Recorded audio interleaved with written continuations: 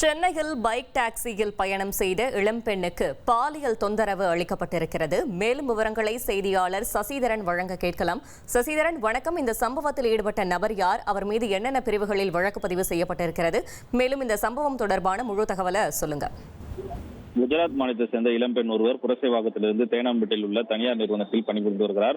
மேலாளராக பணியாற்றி வரும். தினந்தோறும் அவர் பணிக்கு செல்வதற்காக யூபர் பைக் டாக்ஸியை பயன்படுத்தியிருக்கிறார். அப்போது நாமக்கல் மாவட்டம் சேந்தமங்கலம் போடியநாயக்கன்பட்டியை சேர்ந்த சதீஷ்குமார் என்கிற இளைஞர் வாகனத்தில் பயணித்திருக்கிறார். யூபர் டாக்ஸி ஓட்டில் அவர் தனியார் நிறுவனத்தில் சிவில் இன்ஜினியராக பட்டதாரியாக பயின்று அங்கு பணிபுரிந்து வருவதும் தெரிய வந்திருக்கிறது. இந்நிலையில் தினந்தோறும் நானே காலை மாலை இரு வேளையிலும் தங்களுக்கு நிறுவனத்திற்கு அழைத்து சென்று விடுகிறேன், அதற்கான தொகையை கொடுத்து விடுங்கள் என கூறி இருவரும் பயணித்திருக்கிறார்கள். கடந்த 20 நாட்களாக இருவரும் பயணித்த நிலையில் நேற்று அவர் அந்த அண்ணா மேம்பாலம் அருகே பெண் பின்னாடி உட்கார்ந்து வரும்போது பாலியல் சீண்டல் அளித்ததாக கூறப்படுகிறது.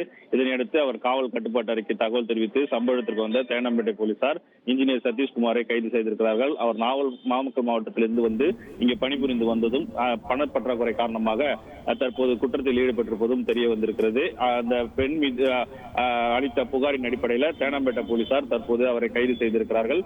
பெண்களுக்கு எதிரான வழக்கு பாலியல் துன்புறுத்தல், வன்கொடுமை தடுப்பு உள்ளிட்ட 2 பிரிவுகளின் கீழ் தேனாம்பேட்டை போலீசார் வழக்கு பதிவு செய்து அவரை கைது சிறையில் அடைக்கும் பணியில் ஈடுபட்டு வருகிறார்கள். தகவல்களுக்கு நன்றி சசிதரன். உங்கள் தந்திவன் தொலைக்காட்சியில் யார் சனிக்கிழமை தோறும் இரவு 8 மணிக்கு காணத் தவறாதீர்கள்.